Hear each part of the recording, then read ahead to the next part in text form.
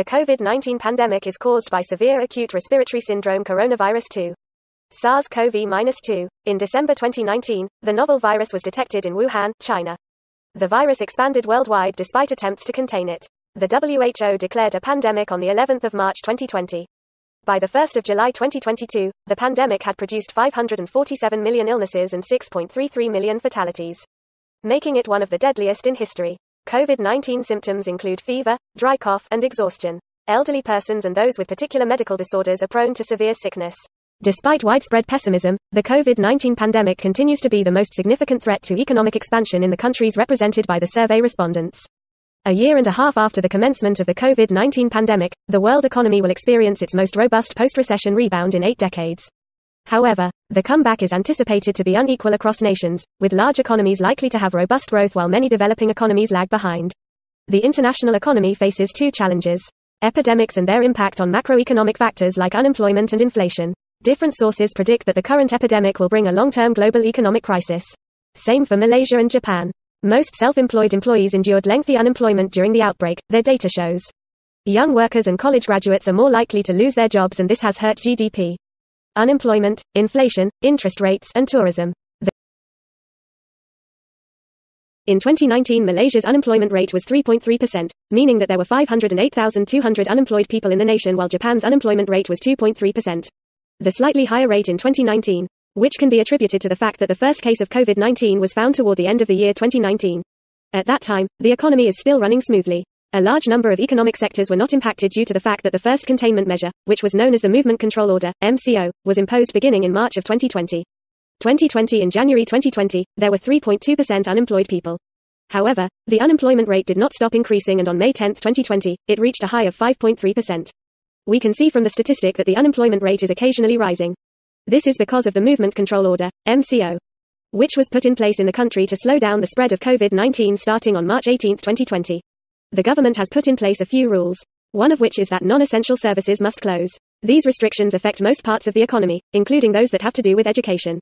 During the first 3 months, the company's inability to keep running normally influenced the workforce. This meant that there were fewer working hours, work shifts, and income. While in Japan, the unemployment rate was 2.4% in January 2020, but it was rising until October 2020, when it reached its highest level in more than 3 years, which was 3.1%. 2021 in Malaysia. The unemployment rate fell by 0.4 percentage points from the previous quarter to 4.3% in the fourth quarter of 2021. This was lower than the third quarter of 2021, when it was 4.7%. Compared to the third quarter of 2021, when there were 746.2 thousand unemployed people, there were 694,000 less unemployed people in this quarter, a drop of 51.8 thousand. This is because of the number of available positions fell to its lowest level in more than 6 years in 2020. While the number of people in employment decreased by 690,000 to 66.64 million. The number of unemployed people rose by 360,000 to 1.98 million. The number of non-regular employees fell by 970,000 to 20.66 million. Marking the first decline since comparable data started to be made available in fiscal 2014.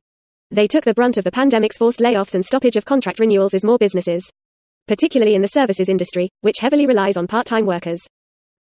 In April 2022, the number of unemployed people went down by 3.0%, or 19.9 thousand people, to 649.3 thousand.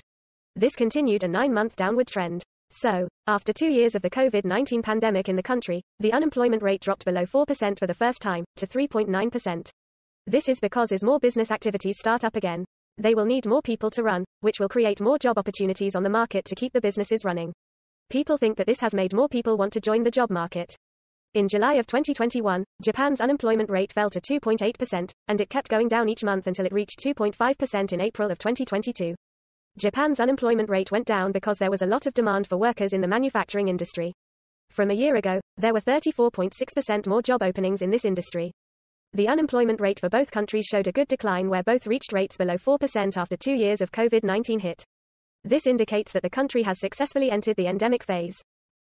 In 2019, the inflation rate for Malaysia was 0.66%, dropping 0.22% from the previous year, while in Japan it was 0.47%, dropping 0.52% from 2018. This was due to a decrease in purchasing power. In 2020, the inflation rate in Malaysia was -1.14%, a decrease of 1.8% from 2019, while the rate in Japan was -0.02%, a decrease of 0.49% from 2019.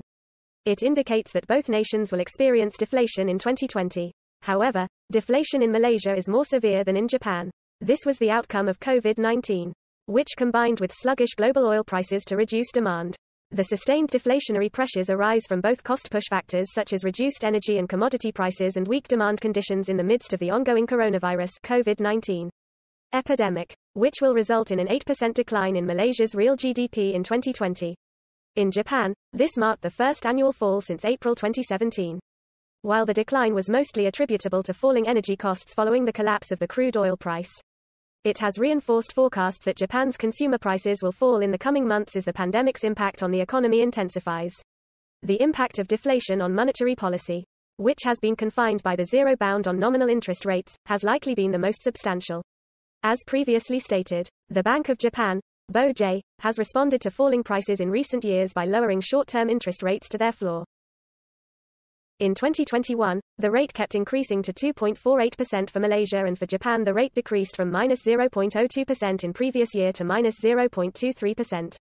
In Malaysia, there is pandemic inflation, and in 2021, it reached a level not seen in 40 years. This was caused by two things. First, people were able to spend more money than they were before the pandemic because of a series of financial aid packages. Second, many people couldn't or didn't want to go back to work because their schools or workplaces were closed. Inflation makes domestic production go up and creates some jobs. But over time, too much inflation is also bad for the economy. So, Phillips's first idea is that higher inflation is good for economic growth because it makes unemployment rates go down. But Japan is still dealing with deflation in 2021. The COVID-19 pandemic made production costs go down, which led to deflation. This could be because there are more goods on the market than there are people who want them, or it could be because money is becoming more valuable. A drop in the amount of money and credit available might make it easier to buy things, but consumers will spend less because of this. This change is also caused by the government spending less. The stock market crash, people wanting to save more money, and tighter rules about money. On top of that, deflation has probably had the biggest effect on monetary policy, which has been limited by the fact that nominal interest rates can't go below zero. As has already been said, when prices have gone down in recent years, the Bank of Japan, BOJ, has lowered short-term interest rates to their floor.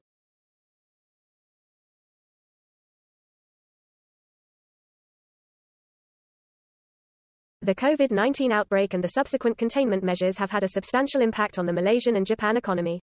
Beyond the immediate impact, various routes will have long-term structural ramifications for the dynamics of inflation. However, as we enter the new normal, there is still tremendous uncertainty about the future trajectory of inflation and growth, a sentiment shared across the country. As we all know, Malaysia's economy has been somewhat slow during the last decade. Some analysts attribute this poor performance to a lack of productivity. When countries confront competition in exports from low-income countries such as Japan, they encounter difficulties in transitioning to a knowledge-based economy. The fact that Japan's inflation rate is below that of the Malaysia is not a phenomenon. Our knowledge of the limitations of our understanding of inflation has been brought to light once again by differences in the dynamics of inflation across economies in the wake of the COVID-19 crisis, and the inflation gap between Malaysia and Japan over the long term.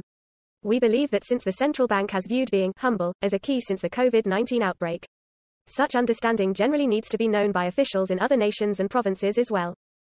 According to the Prime Minister, this transition to the endemic phase is temporary before Malaysia enters the endemic phase, subject to WHO notifications. Both nations are struggling with similar issues, which include high unemployment and inflation rates, particularly during the epidemic. Both nations were able to pull themselves out of their predicament because of a few initiatives implemented by both governments. The governments of both countries must be prepared in several ways to handle the problems that unemployment and inflation present. The economies of both nations must be strengthened if they are to compete in the increasingly competitive global market. In the future, it is hoped that unemployment can be decreased and that good inflation rates can be attained. Reopening international borders to fully immunize travelers at this time is applauded and supported wholeheartedly, since it would facilitate the movement of human capital for labor and trade, which will help combat the pandemic's effects on unemployment.